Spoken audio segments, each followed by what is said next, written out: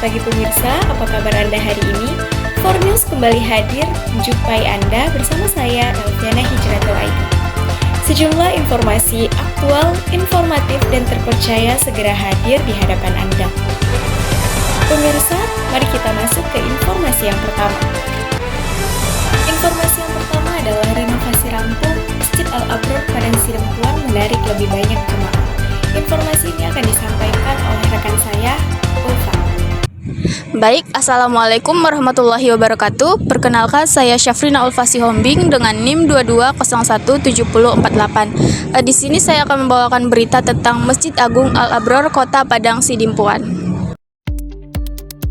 Masjid Agung Al-Abror yang berlokasi di Jalan Masjid Raya Baru, Kelurahan Wek 4, Kecamatan Padang Sidimpuan Utara, Sumatera Utara, menjadi pusat ibadah dan kebanggaan masyarakat Kota Padang Sidimpuan. Masjid terbesar di kota ini juga dikenal sebagai destinasi wisata religi.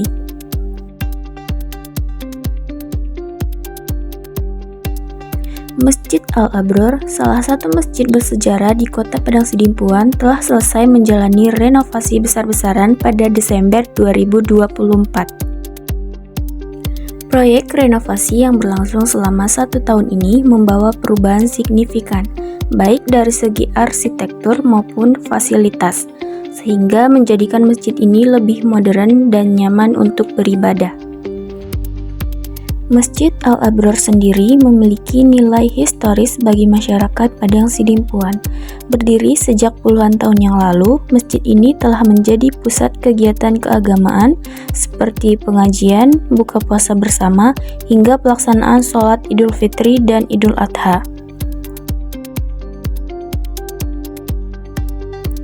Renovasi ini dilakukan atas dasar kebutuhan untuk meningkatkan kapasitas dan kenyamanan jamaah yang terus bertambah setiap tahunnya. Masjid Al-Abror kini memiliki ruang salat yang lebih luas, mampu menampung hingga 1.500 jamaah dari kapasitas sebelumnya yang hanya sekitar 800 orang.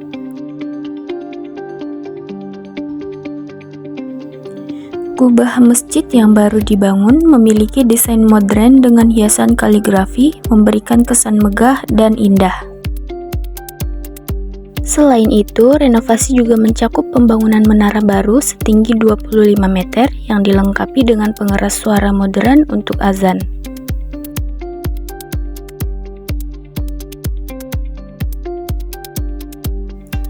Fasilitas pendukung seperti tempat wudhu dan toilet juga mengalami perbaikan total untuk memberikan kenyamanan maksimal bagi jamaah.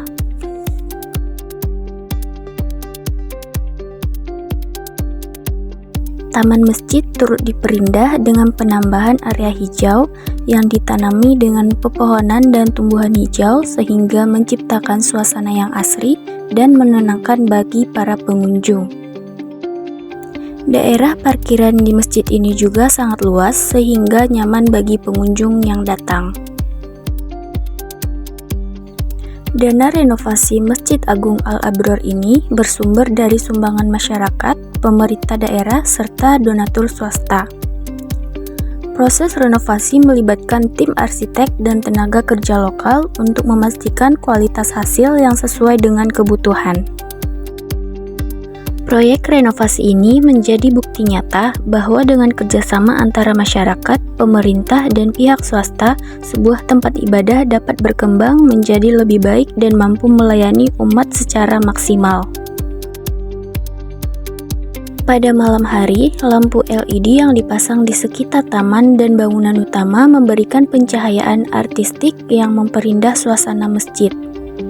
Efek pencahayaan ini menjadikan Masjid Al-Abror semakin megah dan menarik perhatian warga serta pengunjung. Dengan rampungnya renovasi, Masjid Al-Abror kini tidak hanya berfungsi sebagai tempat ibadah, tetapi juga sebagai destinasi religi yang menarik perhatian wisatawan.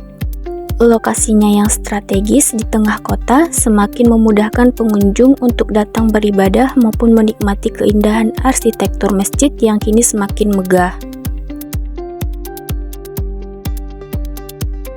Renovasi Masjid Al-Abrar ini mencerminkan semangat kebersamaan dan kepedulian masyarakat terhadap tempat ibadah yang menjadi pusat kehidupan umat Islam. Baik, di sini saya sudah bersama salah satu pengunjung Masjid Agung Al-Abrar. Langsung saja kepada kakak, apakah boleh perkenalan terlebih dahulu? Boleh, baiklah. Perkenalkan, nama saya Nadia Isa. Saya dari kampus UIN Sahada, Kota Padang Sidempuan. Baik, di sini saya yang menanyakan sesuatu tentang masjid ini kepada kakak. Apakah boleh? Tentu boleh. Apakah kakak sudah sering ke sini atau ini pertama kali kakak ke sini? Kakak datang ke sini sekali seminggu menunggu waktu kosong atau waktu luang saja. Untuk tujuan utama kakak ke masjid ini itu apa? Tujuan utamanya itu yaitu sholat berjamaah. Karena kan ini kan masjid, tentu saja tujuan utamanya itu sholat agar mendapatkan keridhaan dari Allah Subhanahu wa Ta'ala. Untuk kenyamanan dan kebersihan masjid ini menurut kakak bagaimana? Kenyamanan masjid ini sangat bagus karena kan di lingkungan sekitar masjid ini sangat bersih, nyaman, dan sejuk. Karena di sini sudah terdapat tukang kebersihan masjid. Untuk pengalaman terbaik kakak di sini apa? Pengalaman terbaik yang saya alami yaitu pada bulan puasa buka bersama di masjid ini. Orang yang datang dari luar sana, kita saling bersilaturahmi dalam masjid ini sehingga menambah kekeluargaan kepada orang yang kita tidak kenal. Mungkin segitu saja pertanyaan dari saya, Kak. Terima kasih telah bersedia untuk diwawancarai. Sama-sama, Dek. Baik, demikian wawancara saya dengan Kak Nadia Aisyah. Semoga wawancara tadi menambah informasi dan wawasan baru bagi kita semua. Terima kasih dan sampai jumpa. Wassalamualaikum warahmatullahi wabarakatuh. Informasi selanjutnya adalah Pantai Tiram di Padang Pariaman kini sepi pengunjung. Informasi ini akan disampaikan oleh rekan saya, Tina. Pantai Tiram di Padang Pariaman kini sepi pengunjung, sebuah kajian mendalam. Pantai Tiram yang terletak di Padang Pariaman, Sumatera Barat, dulunya merupakan salah satu destinasi wisata favorit di wilayah tersebut. Pantai ini dikenal karena panorama laut yang indah, angin sepoi-sepoi, dan kulineran khas yang memanjakan lidah para wisatawan. Namun di balik kekhasan kulineran pantai ini, kekurangan daya tarik wisatawan karena akses jalan yang jelek akibat abrasi pantai yang terjadi. Hal ini belum adanya pergerakan dari pemerintah untuk menanggulanginya masalah yang terjadi. Ini kondisi tempat parkiran pantai. Selanjutnya kita hanya membayar 2.000 untuk dapat masuk ke Pantai Tiram. Selain permasalahan internal di kawasan pantai, akses menuju Pantai Tiram juga menjadi hambatan besar bagi wisatawan. Jalan yang menuju pantai ini dilaporkan dalam kondisi rusak parah, dengan lubang-lubang yang besar membuat perjalanan menjadi tidak nyaman dan bahkan berbahaya. Bagi wisatawan, kondisi jalan seringkali menjadi faktor penentu dalam memiliki destinasi. Jalan yang rusak tidak hanya membuat perjalanan menjadi lebih lama, tetapi juga meningkatkan risiko kerusakan kendaraan. Banyak wisatawan yang akhirnya memilih untuk mengunjungi destinasi lain yang lebih mudah aksesnya. Pantai Tiram ini bagus, tapi sayang kurangnya perhatian khusus dari pemerintah sehingga pantai ini sepi pengunjung. Dampak penurunan jumlah wisatawan di Pantai Tiram tidak hanya berdampak pada sektor pariwisata, tetapi juga pada perekonomian lokal. Banyak pedagang kecil seperti penjual minuman, makanan, kehilangan pelanggan. Selain itu, para pengusaha jasa seperti penyewa perahu dan penginapan juga merasakan dampak yang signifikan. Jika kondisi ini terus berlanjut, bukan tidak mungkin pantai Tiram akan kehilangan perannya sebagai salah satu ikon wisata Padang Pariaman. Hal ini akan menjadi kerugian besar mengingat potensi pantai ini yang sebenarnya masih sangat besar jika dikelola dengan upaya yang dapat dilakukan untuk pemulihan mengembalikan kejayaan Pantai Tiram sebagai destinasi wisata unggulan bukanlah hal yang mustahil, namun hal ini membutuhkan kerjasama dari berbagai pihak termasuk pemerintah daerah, masyarakat setempat, dan pengelola wisata. Berikut adalah beberapa langkah yang dapat dilakukannya. Langkah awal yang pertama yaitu penanganan abrasi. Pemerintah perlu bekerja sama dengan ahli lingkungan untuk mengatasi abrasi di Pantai Tiram. Pembangunan pemecahan ombak atau penanaman mangrove bisa menjadi solusi jangka panjang untuk mencegah kerusakan lebih lanjut. Yang kedua yaitu peningkatan keamanan dan pembangunan fasilitas keselamatan seperti menara, pengawasan, dan papan peringatan saat diperlukan. Selain itu, pelatihan bagi masyarakat lokal untuk menjadi relawan penyelamat juga bisa menjadi langkah yang efektif. Yang terakhir yaitu perbaikan infrastruktur. Akses jalan menuju pantai harus segera diperbaiki agar wisatawan merasa nyaman. Infrastruktur pendukung di sekitar pantai seperti tempat parkir dan toilet umum juga sangat diinginkan. Pantai Tiram adalah aset berharga bagi Padang Pariaman dan masyarakat sekitar. Dengan potensi yang dimilikinya, pantai ini harusnya dapat menjadi salah satu destinasi unggulan yang menarik wisatawan dan dari berbagai daerah. Namun, untuk mencapai hal tersebut diperlukan upaya dan berkesinambungan dari semua pihak. Jika berbagai permasalahan yang ada dapat diatasi dengan baik, bukan tidak mungkin Pantai Tiram akan kembali menjadi tempat favorit untuk berliburan, memberikan manfaat ekonomi dan meningkatkan citra positif Padang Pariaman sebagai daerah tujuan wisata.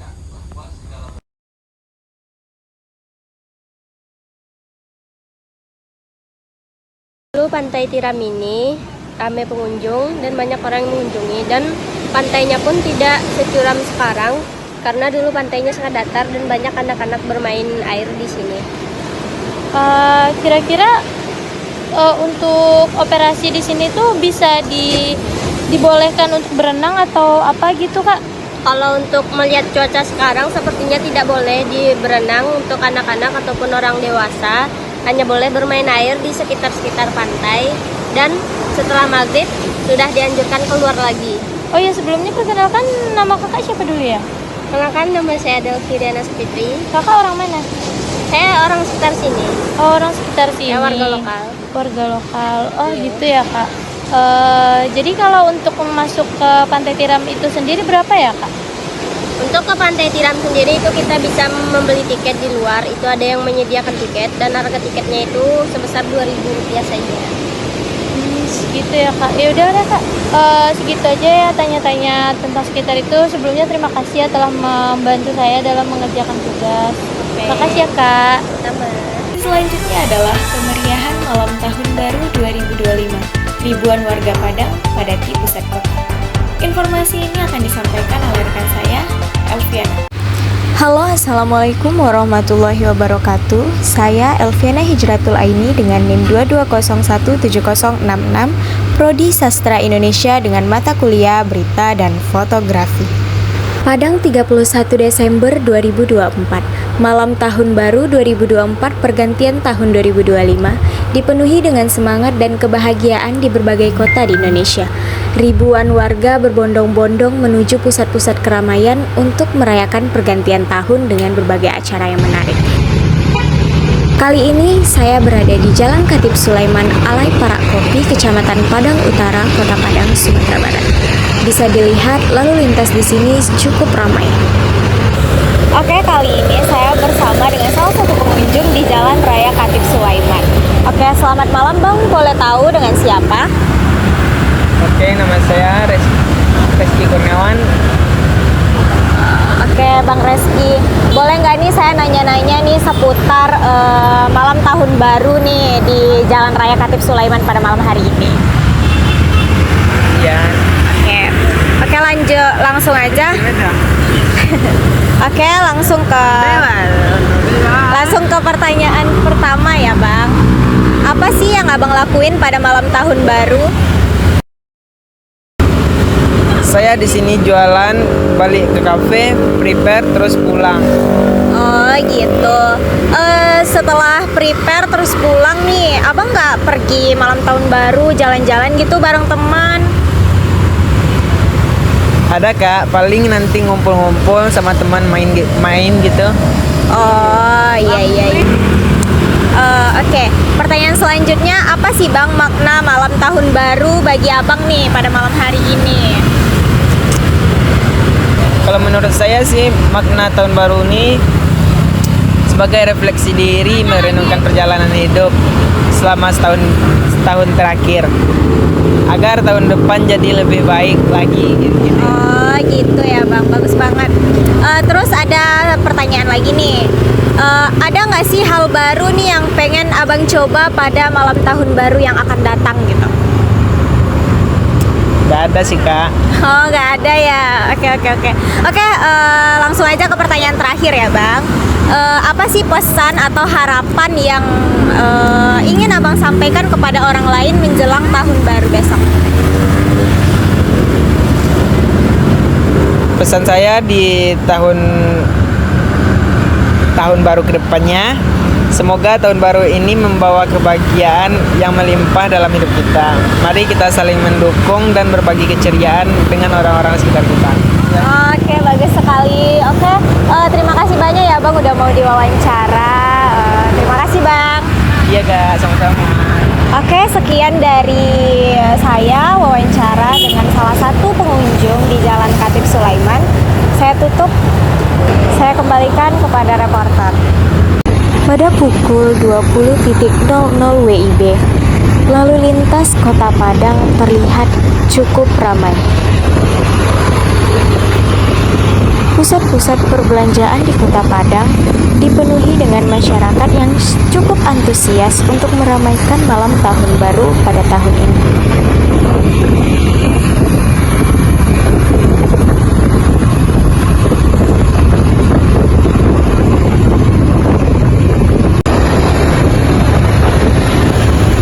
Ribuan warga Kota Padang merayakan malam tahun baru 2025 di Pantai Padang dengan semarak. Meski terjadi kemacetan akibat banyaknya kendaraan, pihak kepolisian sigap mengatur lalu lintas. Masyarakat pun tetap dihimbau untuk menghindari perayaan yang berpotensi negatif.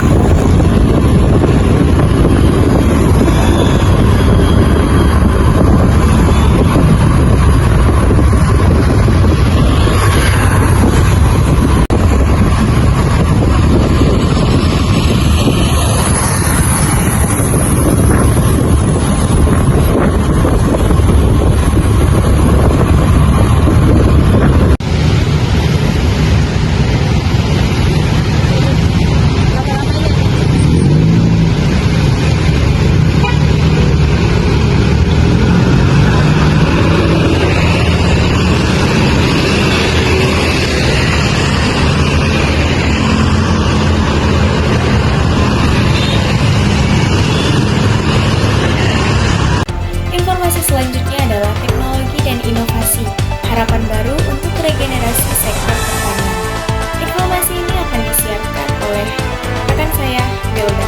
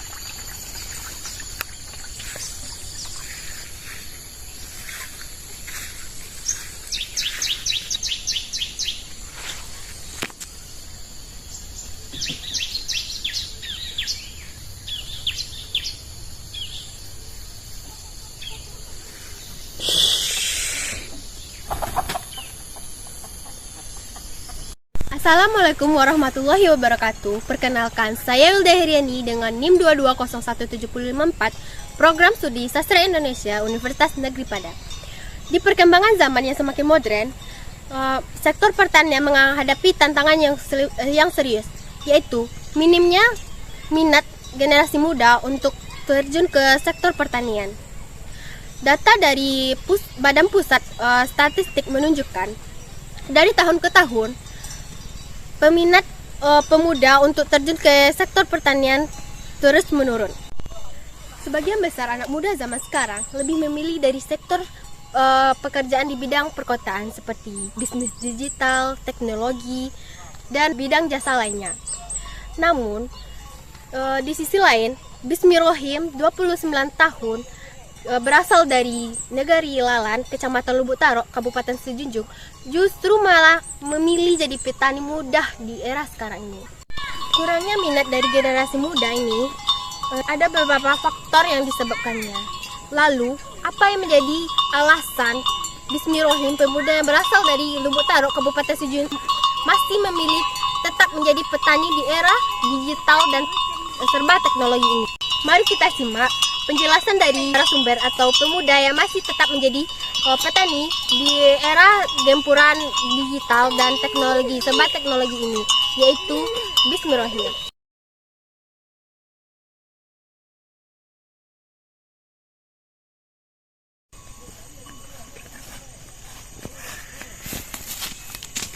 Assalamualaikum Kak. Waalaikumsalam, ada yang bisa saya bantu?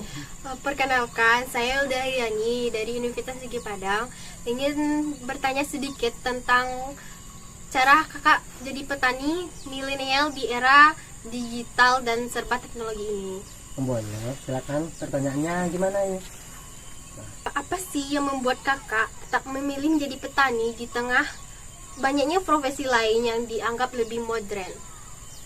Sebagai petani saya melihat banyak peluang dari berbagai sektor pertanian dan saya memilih menjadi petani dari pekerjaan yang lain karena kalau bertani ini kita bisa sendiri dan tanpa diatur oleh orang lain, dan kita juga bisa membuka peluang usaha bagi generasi muda lain seperti menanam cabai. Nanti kita bisa merekrut karyawan untuk membuat seperti membuat bedengan, mengemburkan tanah atau memupuk cabai atau lainnya. Baik Kak, pertanyaan selanjutnya, bagaimana kakak memanfaatkan teknologi untuk meningkatkan produktivitas di bidang pertanian ini Kak? Kakak meningkatkan teknologi, yang dibilang teknologi itu kan seperti dulu kan kita kerjanya pakai cangkul, sekarang kita sudah pakai traktor yang besar yang memudahkan kita dalam membuat suatu mengemburkan tanah seperti membuat bedengan.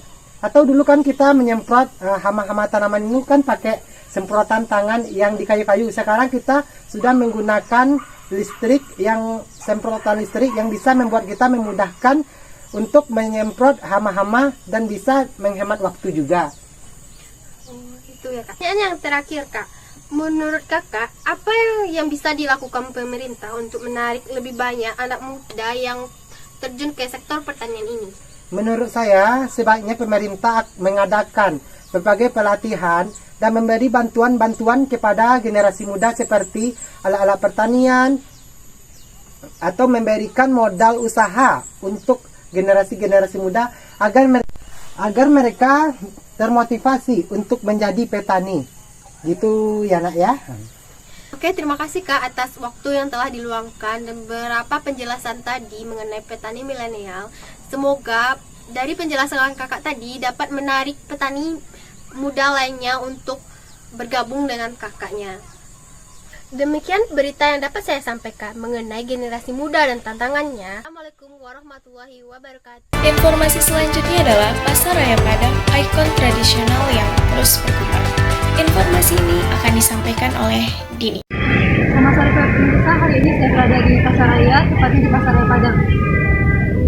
Pasar Raya Padang sebagai salah satu tempat yang ikonik di Sumatera Barat sangat melekat dalam kehidupan masyarakat Sumatera Barat.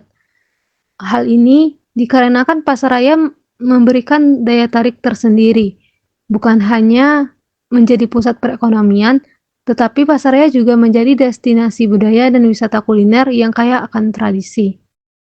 Di Pasaraya terdapat berbagai macam ragam kuliner yang bisa dicicipi dan dirasakan oleh para pengunjung. Di sini, pengunjung dapat menemukan berbagai kebutuhan sehari-hari, mulai dari bahan makanan segar, pakaian, hingga peralatan rumah tangga. Di samping Pasaraya juga terdapat lapangan Imam Bonjol yang juga merupakan tempat yang terkenal di Padang. Pada sisi lapangan Imam Bonjol terdapat semacam tribun yang dinamakan sebagai balai ruang berbentuk seperti rumah adat Minangkabau dengan atap yang melengkung dan memiliki anjungan pada masing-masing sayap.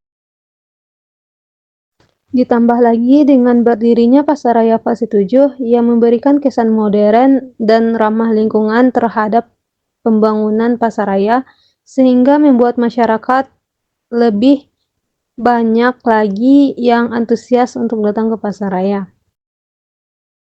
Seperti yang disampaikan oleh Ibu Yulianti yang berusia 70 tahun, seorang juru parkir di Pasaraya.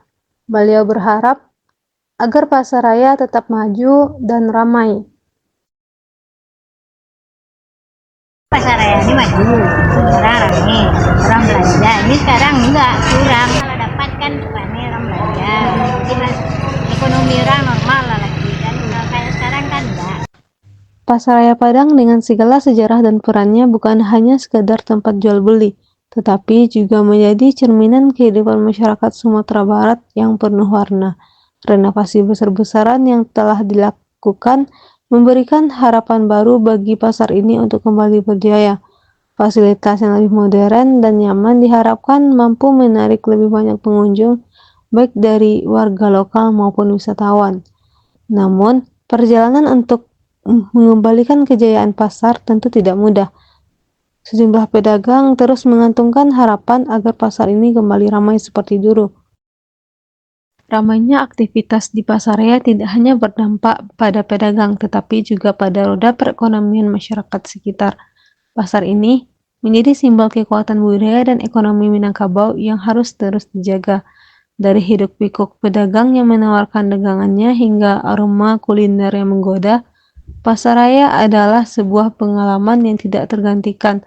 Dengan semangat dan kerjasama semua pihak, Pasaraya tetap menjadi ikon yang membanggakan, tidak hanya bagi masyarakat Sumatera Barat, tetapi juga bagi Indonesia.